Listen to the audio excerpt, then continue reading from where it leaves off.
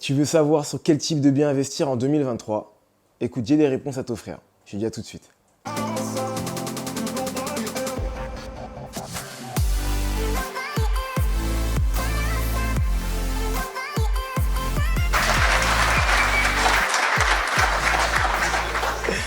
Plus sérieusement, salut à toi ambitieux, salut à toi ambitieuse et bienvenue sur cette chaîne qui est la tienne.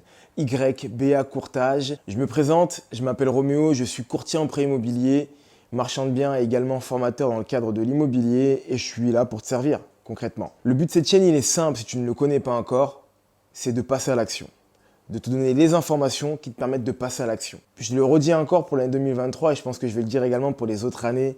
Si tu n'as pas pour objectif de passer à l'action, ne t'abonne pas.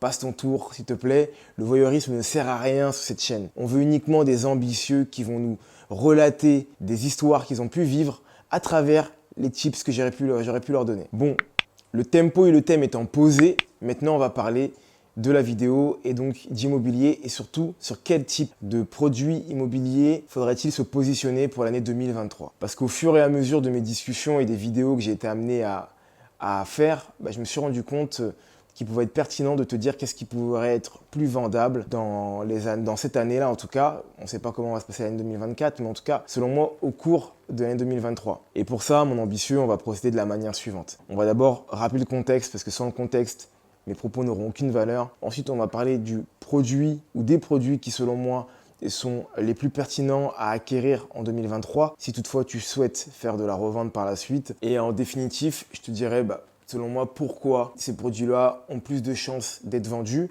Et on pourra peut-être également, en bonus, parler de la location et sur quel type de bien faudra-t-il se positionner. Point numéro 1, le contexte. Alors comme tu sais, mon ambitieux, il y a une crise financière ou une pseudo-crise financière ou une crise réellement financière qui arrive en Europe ou même qui est déjà installée depuis quelques temps et qui remet en jeu énormément de choses. L'échiquier, il est vraiment balancé dans tous les sens. Et ce qui se passe en conséquence pour nous, en tout cas en France, c'est une augmentation des prix et des achats quotidiens, d'accord ? La baguette, la farine, etc., etc. Mais également des prêts et des taux immobiliers. Point numéro 2. Le type de produit sur lequel il va falloir se positionner en 2023 selon moi. Alors le type de produit sur lequel il va falloir se positionner, ça va être des produits qui vont avoir des prix médians. D'accord ? Des prix médians, ça veut dire qu'on n'est pas sur des bas produits, des petits produits, des bas prix, mais on est sur l'entre-deux en fait. D'accord ? Ce que je vais appeler un bas prix, ça va être l'acquisition d'une maison à 30 000 euros. Si tu arrives à acquérir une maison à 30 000 euros sur laquelle il n'y a pas de travaux, tu dois bien t'en douter que le prix moyen du mètre carré dans la zone, il est vraiment très bas, mais les revenus le sont également. C'est-à-dire que l'endroit n'est pas pertinent dans le cadre d'un achat-revente. Après, on va peut-être parler également de la location par la suite. Mais là, vraiment, on spécifie vraiment sur la partie achat-revente. Non, on va plutôt partir sur un prix médian. Le prix médian, c'est pas l'inverse du prix élevé. Donc le prix élevé, on est sur les produits de luxe. Et comme j'ai dû te le dire déjà avant, les produits de luxe, donc eux, certes, ne sont pas touchés par la crise. Néanmoins, ils sont réservés qu'à une certaine classe sociale et certaines classes de revenus. Et là, en fait, tu vas toucher beaucoup moins de personnes. Donc le prix médian, il va être entre les deux. Et peu importe le secteur, c'est pour ça que je ne te parle pas d'un prix précis. Alors, je t'ai donné l'exemple dans le cadre d'un prix bas, ce que moi je considère comme étant un prix très bas. Une maison à 30 000 euros, ça existe en France. Mais selon moi, dans le cadre d'un investissement et à la recherche de faire un achat-revente, c'est pas ce qu'il y a plus de pertinent. À part si tu arrives à faire un gain en double, là pourquoi pas. Et un prix trop élevé, malheureusement, réduirait les chances d'obtenir un acquéreur.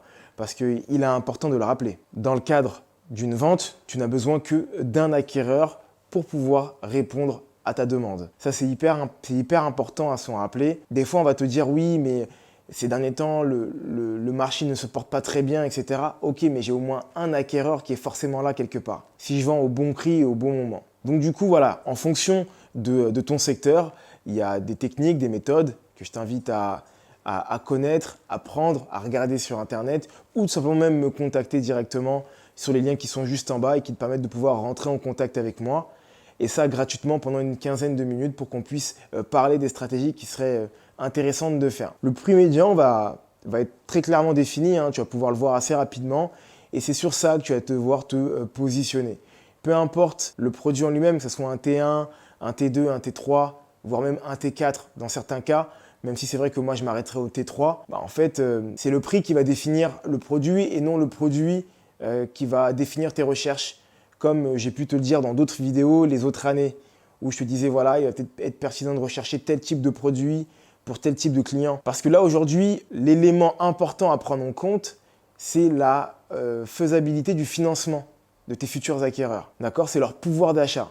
Comme le pouvoir d'achat est touché, là ce qui compte, je viens de te dire limite, c'est est-ce que le mec il peut acheter ou pas. Et après, on verra si il recherche un T1 ou un T2 ou un T3, est-ce qu'il peut acheter ou pas. C'est vraiment un point qui est hyper important à prendre en compte et à définir comme un point phare dans ta stratégie lorsque tu vas rechercher un bien. Est-ce que ce bien-là que je vais acheter va pouvoir correspondre à un profil, donc du coup à un prix médian. On arrive au point numéro 3 et je pense que je t'avoir dit les raisons, plutôt le pourquoi il était intéressant de prendre ce type de produit-là. Je crois que c'était ça le thème. Alors pourquoi je te dis qu'il faut partir sur un prix médian? C'est important que je te le dise ça, pourquoi je te le dis? En fait, je te le dis pour la simple et bonne raison que vu que le pouvoir d'achat baisse, les personnes qui pouvaient acheter en haut du prix médian, voire même sur des prix élevés, vont descendre. Et naturellement, tout le monde va redescendre. Et ceux qui pouvaient aller sur des prix très bas ne pourront malheureusement plus acheter. Et c'est pour ça qu'on parlera de la location après par la suite. Là, on va pas être sur la loi de Pareto, les fameux 20% de clients qui ramènent 80% de mon chiffre d'affaires. On va plutôt, selon moi, partir sur quelque chose de plus large, les 80-20 et non les 20-80. Donc, on va essayer de se dire, ok, j'ai 80% de la population, c'est pas vraiment les chiffres, hein, mais c'est vraiment pour que tu puisses juste comprendre l'articulation. J'ai 80% de la population pour qui son niveau d'achat a baissé, son pouvoir d'achat a baissé. C'est vers eux et c'est sur eux que je dois me concentrer. Vu que leur niveau d'achat a baissé, partir sur une acquisition à 400 000 euros, même si c'est vrai que ça fait toujours beau de le dire à table, et avec une plus-value possible de 800 000 euros ou de 300 000 euros, enfin, j'abuse dans mes chiffres, mais vraiment pour que tu puisses comprendre, je vais réduire mon champ d'action. Je vais réduire mes chances d'avoir ce fameux 1 acheteur qui va pouvoir donc du coup répondre à mon besoin qui est d'acheter mon bien immobilier. Ça doit être la ligne directrice sur laquelle je vais me concentrer pour me dire ok, là j'ai peut-être la possibilité de pouvoir avoir un bien à 200 000 euros, mais au lieu de prendre un bien à 200 000 euros, je vais peut-être partir sur un bien à 150 parce que je vais avoir plus de potentiels acheteurs à 150 qu'à 200 000 euros. Et pareil, là, je pouvais avoir un bien à 150, mais je vais plutôt partir sur un bien à 130 parce que je vais avoir plus de potentiel d'acheteurs, etc., etc. Parce que si tu vas sur le bien à 200 000 euros, sur lequel tu fais des travaux et tu le revends 220 ou 250, d'accord? Vraiment, ne t'attarde pas sur les chiffres que je te donne, mais plutôt sur l'articulation et le raisonnement. Ce qui va se passer, c'est que comme tu vas avoir d'autres personnes qui sont à 250 et qui n'ont pas utilisé ces stratégies que je te donne, qui elles sont parties sur le prix au taquet qu'elles pouvaient faire parce qu'elles se disent plus je vais acheter haut et plus grande sera ma plus-value, alors que ce n'est pas forcément le cas. Et d'ailleurs, ce n'est même pas toujours le cas en termes de pourcentage. De ma propre expérience, je pense que le calcul gain-risque est plus intéressant sur des petits produits parce que le risque est plus petit et des fois le gain est équivalent à un produit qui est plus élevé. Donc du coup, si le gain est équivalent alors que le risque est différent, pour moi, de manière macroéconomique, je vais gagner plus à partir sur un petit produit qu'à partir sur un produit plus élevé. Mais parenthèse fermée là-dessus, les autres personnes étant parties, elles, sur le full, sur ce qu'elles pouvaient faire, tu te mets en concurrence avec ce même type de personnes-là, avec moins d'acheteurs. Et qu'est-ce qui se passe arrivé un moment, quand tu vois que tu ne fais pas de visite ou bien que tes visites ne sont pas concluantes, et naturellement, tu vas baisser ton prix, d'accord? Et le fait de baisser ton prix va avoir deux impacts. Le premier, un impact émotionnel. Tu vas te dire, mince, j'ai pas acheté au bon prix ou j'ai merdé, j'ai fait trop de travaux, etc. Donc du coup, une remise en question, voire même des fois une baisse de l'estime de soi. Alors qu'en fait, non, c'est pas que tu n'as pas acheté au bon prix, c'est que ce type de produit-là, c'est pas le produit sur lequel tu aurais dû te diriger. Tu as fait la bonne négociation, tu as bien descendu le prix, etc. mais ce n'est pas ce type de bien-là qu'il fallait se diriger. Et le deuxième impact, ça va avoir comme effet, tu l'auras bien compris, une marge qui va être inférieure à celle que tu avais prévue. Lorsque tu es dans de l'achat-revente qui est financé par une banque, il faut savoir que ce n'est pas ce qu'il y a de mieux vu que de partir sur une marge inférieure que sur celle que tu avais définie avec ton banquier, parce qu'il y a des chances qu'il ne te fasse pas confiance sur le prochain projet. Parce que n'oublie pas, lui aussi regarde la télé, des fois voire même un peu trop, et il est plus que conscient de la situation actuelle et de la crise par laquelle nous sommes en train de passer. Donc j'espère que j'aurai été clair dans mon articulation et dans le message que je viens de faire transmettre. Il est important de peut-être partir sur des prix qui sont inférieurs à ceux que tu peux avoir parce que tu vas du coup toucher une plus large population que tu aurais pu toucher en ayant ton prix supérieur. Ok, essaye vraiment de démêler tout ce que j'ai pu te dire. Et si je n'ai pas été assez clair, n'hésite pas à me le mettre en commentaire. Je me ferai un plaisir d'y répondre. Bon, jusqu'à présent, si tu es encore là, n'hésite pas à valider la vidéo et à donner une force, tout simplement, parce que c'est comme ça que j'arrive à être visible sur YouTube. Et je vous remercie, on grandit tous les jours, ça me fait extrêmement plaisir. Donc voilà, continue à partager la vidéo à un maximum de personnes et également à la liker, à mettre des commentaires. Comme vous pouvez le voir, je réponds toujours aux commentaires qui me sont envoyés. Bon, il va falloir quand même répondre à cette autre demande qui est sur quel type de bien il faut se positionner pour l'année 2023 dans le cadre de la location. Là, en vrai, je pense que ça va déjà dépendre de ta stratégie, de tes objectifs. Qu'est-ce que tu souhaites faire dans le cadre de la location? Je pense que selon moi, la location est vraiment quelque chose à valoriser pour l'année 2023. Pourquoi? Simplement parce que déjà de base, vu qu'il y a beaucoup d'acheteurs qui malheureusement subissent des refus, ils doivent quand même se loger, ces personnes-là. Et comme elles doivent quand même se loger, elles vont partir dans de la location. Donc je pense que pour l'année 2023 et l'année 2024, voire même les années qui vont suivre, il y aura beaucoup plus de locataires en tout cas une augmentation dans le cadre des transactions de location. Maintenant, sur quel type de produit? Honnêtement, ça va vraiment dépendre de ce que tu vas rechercher.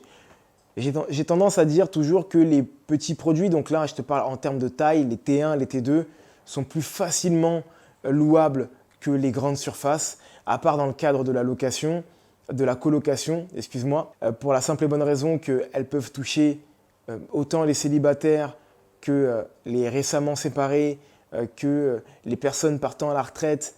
Enfin voilà, il y a vraiment une pluralité de personnes qui peuvent répondre à ce besoin-là, d'accord? Après, à côté de ça, vu qu'il y a des familles qui souhaitaient acheter et qui ne peuvent pas acheter, en réalité, elles ont besoin de louer et elles vont se diriger non pas sur un T1 ou un T2, mais sur du T3, du T4, ainsi de suite. La seule différence qu'il va y avoir, selon moi, et les seuls critères de différence qui sont pertinents, vraiment, et une fois de plus, c'est que mon point de vue, c'est le côté turnover de ton produit, d'accord? Le turnover, donc, c'est du coup le nombre de personnes qui va rentrer et sortir régulièrement dans l'année de ton produit. Sur un T1, tu sais que tu vas avoir un turnover qui va être plus important que sur un T4 parce qu'on est sur une famille qui, elle, va vraiment rester dans son bien et y vivre pendant de nombreuses années. Après, ça ne va pas tant être au niveau du prix parce que je vois des fois certaines personnes qui vont me dire oui, mais un T1 se loue moins cher qu'un T4.